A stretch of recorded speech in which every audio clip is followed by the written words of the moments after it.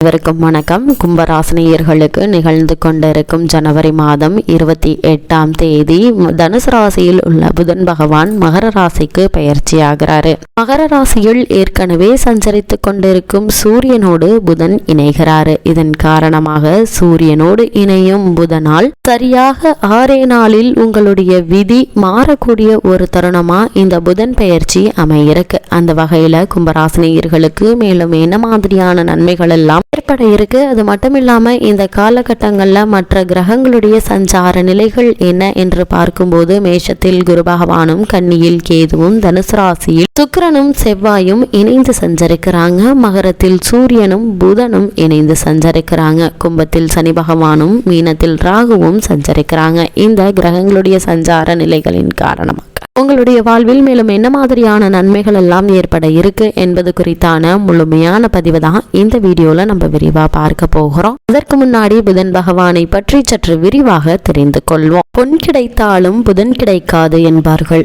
சூரியனுக்கு மிக அருகாமையில் இருக்கக்கூடிய மிகவும் ஒளி பொருந்திய புதன் வித்தைக்கு அதிபதியாக சொல்லப்படுகிறாரு. அறிவால் எதிரிகளை பந்தாடும் வீரியத்தையும் தருகிறாரு. மிதுனமும் கன்னியும் அவரது ராசிகள். நட்பை கொண்டாடுபவர் என்பதால் காலச்சக்கரத்தின் 3 மற்றும் 6ஆம் இடம் புதனுக்கு தரப்பட்டது. ஒரு ஜாதகத்தில் புதன் நல்ல அமைப்பில் இருந்தால் கல்வி கல்லாமல் பாகம் புகட்டும் அளவிற்கு, அதாவது அவரிடமிருந்துதான் மற்றவர்கள் படிப்பார்கள் என்ற அளவிற்கு அத்தனை நுட்ப அறிவை புதன் கொடுப்பாரு. புதனுடைய வலுவை புரிந்து கொண்டால் நாம் நம்முடைய விருப்பத்திற்கு ஏற்ப நம்மளுடைய வாழ்வையும் வைத்துக் கொள்ளும் வழியும் நமக்கு கிடைக்கும். புதன் அறிவு சுடர் தருபவர். அதாவது நம்மளுடைய ஒவ்வொருவருடைய வாழ்விலும் படிப்பு ஸ்தானம் என்பது 2ஆம் பாவம். இந்த 2ஆம் பாவம் என்பது ஆரம்ப கல்வியை குறிக்கும். 4ஆம் பாவம் உயர்கல்வியை குறிப்பது. 5ஆம் பாவம் மேல் கல்வியையும் 9ஆம் பாவம் ஆராய்ச்சி படிப்புகளையும் குறிப்பது. இந்த ஸ்தானங்களோடு புதன் நல்ல விதத்தில் தொடர்பு கொண்டால் அறிவும்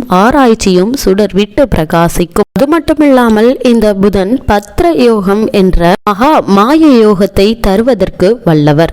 பத்ர என்பதற்கு காப்பவன் என்றும் மாயை என்றும் பொருளுடையதாக உள்ளது. இந்த இரு பொருளுக்கும் பொருத்தமான தேவதையான விஷ்ணுவை குறிப்பதாகும். அப்படிப்பட்ட விஷ்ணு நவ கிரகங்களில் புதனுக்கு தனது ஆற்றலை கொடுக்கிறாரு. புதன் சுப தன்மையுடைய அழி கிரகம். இந்த கிரகம் இரட்டை தன்மையுடைய கிரகமாகும். தூது செல்வதற்கும் தரகு செல்வதற்கும் இந்த கிரகமே அடிப்படையாக உள்ளது. இவை கேந்திரங்களில் தங்கும் போது வலிமையாக செயல்படுகிறது. அப்படிப்பட்ட பஞ்ச மகா புருஷ யோகங்களில் ஒரு தலையாய யோகம் இந்த பத்ர யோகம் என்பதாகும். சரி, இந்த பத்ர யோகம் அப்படின்னா என்ன என்று பார்க்கும்போது லக்னத்திற்கு அல்லது ராசிக்கு கேந்திரங்கள் என்று சொல்லக்கூடிய லக்னம், சுகஸ்தானம், சப்தமஸ்தானம், கர்மஸ்தானம், அதாவது உங்களுடைய லக்ன பிரகாரம் 1ஆம் இடம், 4ஆம் இடம், 7ஆம் இடம் மற்றும் 10ஆம் இடங்களில் புதன் அமர்வது அல்லது ஆட்சி உச்சம் பெறுவது இந்த பத்ர யோகம் என்கிறது. சில தருணங்களில் கேந்திரங்களில் பரிவர்த்தனை பெறும் இந்த பத்ர யோகம் செயல்பட்டு நற்பலன்களை வாரி வழங்கும். சுப கிரகங்களான வளர்பிறை சந்திரன் மற்றும் வியாழன் பார்வை செவ்வால் மிகவும் சிறப்பானதாக இருக்கும். இந்த பத்ர யோகம் என்ன மாதிரியான பலன்களை எல்லாம் கொடுக்க வல்லது என்று பார்க்கும்போது இந்த கிரகம் கொடுக்கக்கூடிய மிகவும் புண்ணிய அறிவாற்றல் நிறைந்த பலனையும் பலருக்கு ஆலோசனை சொல்லும் அமைப்பாகவும் இருக்கும். இந்த யோகம் உள்ள சிலர் பிரபல ஆடிட்டராகவும் அக்கவுண்டிங் துறையிலும் சிறப்பாக பணிபுரிபவர்களாக இருப்பார்கள். அல்லது அதற்கான முயற்சிகளை மேற்கொள்பவர்களுக்கு நல்ல ஒரு முன்னேற்றத்தை ஏற்படுத்தி கொடுப்பாரு. கேந்திரங்களில் புதன் அமர்ந்து வாக்கு வன்மையுடையவராக இருந்தால் ஜோதிடத்துறையில் சிறந்த ஜாம்பவனாக வலம் வருவார்கள் இவர்கள். நுட்பமான யாரும் தீர்க்க முடியாத அல்லது அறிய முடியாத பிரச்சனைகளை இனம் சொல்லும் ஜோதிடராகவும் தனக்கென தனி முத்திரையை கொண்டவராகவும் உள்ள அமைப்பை இந்த யோகம் ஏற்படுத்தி கொடுக்கும். பத்ர யோகத்தால் தலை சிறந்த வக்கீல்களாகவும் வழக்குகள்ல வாதம் செய்யும் திறமையுடையவர்களாகவும் எந்த சிக்கலான வழக்குகளையும் தன் அறிவு திறமையால் வெற்றி கொள்ளும் நபராக இருக்கக்கூடியவர்கள். இந்த யோகம் நட்பு வட்டாரத்தை மிகவும் பெரிதாகவும் படித்தவர்களாகவும் பெரிய தொழில் அதிபர்களாகவும் இருக்க வைக்கும் அமைப்பை உடையதாக இருக்கும். இந்த பத்ர யோகமான மகா மாய யோகம் தரகு வேலையின் மூலம் அதிக லாபங்களை தரக்கூடியது. சூட்சமத்தை இவர்களுக்கு வாரி வழங்கும்.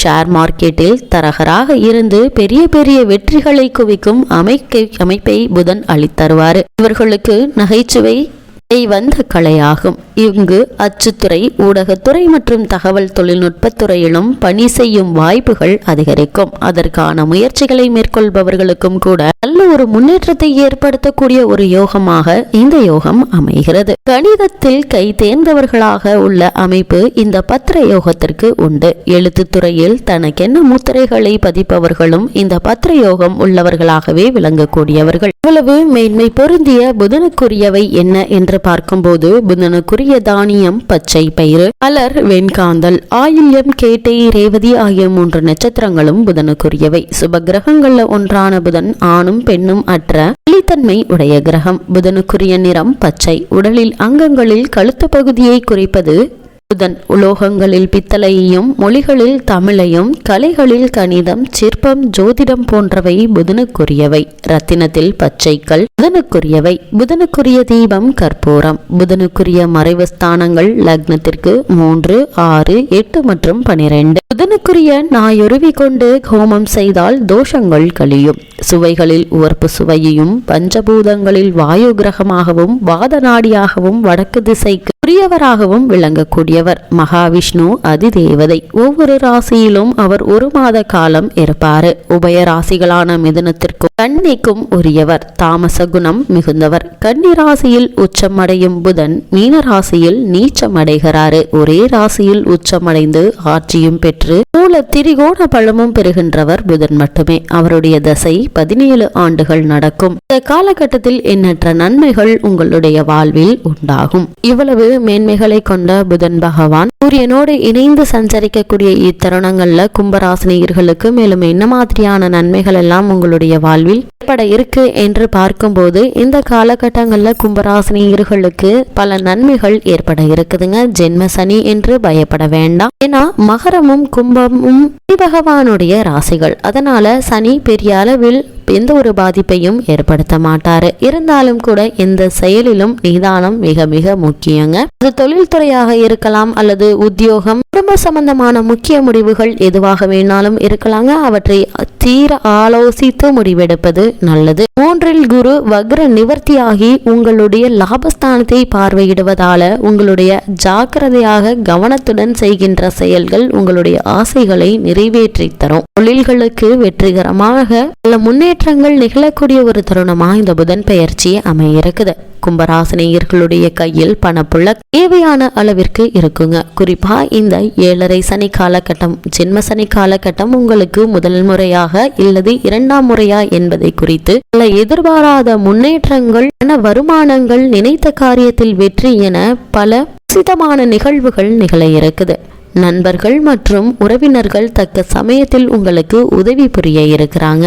மாணவர்களுக்கு கல்வி நாட்டம் ஏற்படும். சகோதர உதவியும் உங்களுக்கு உண்டாகக்கூடிய ஒரு தருணமா இந்த புதன் பெயர்ச்சி அமையிருக்கு. இருந்தாலும் என்ன மாதிரியான விஷயங்கள்ல நீங்கள் சற்று கவனமாக இருக்க வேண்டும் என்று பார்க்கும்போது, அதிக வெளியூர் பயணங்களும் தேவையற்ற அலைச்சல்களும் இருக்குங்க. சற்று அலைந்துதான் முடிவெடுக்க வேண்டியிருக்கும். சூரியன் விரயஸ்தானத்திற்கு வருவதால் பகை வேண்டாங்க. அனைத்து விஷயங்களிலும் நிதானத்தை கையாள்வது அவசியமானதா அமைகிறது. கும்பராசினியர்களுக்கு கிரக நிலைகளின் ரீதியாக கூறப்படும் பரிகாரம் என்ன என்று பார்க்கும்போது, அருகே உள்ள நவகிரக சன்னதிக்கு சென்று சிறிது நல்லெண்ணெய் தீபத்தில் சேர்த்து 9 முறை வலம் வாருங்கள். எண்ணற்ற நன்மைகள் உங்களுடைய வாழ்வில் ஏற்படும்.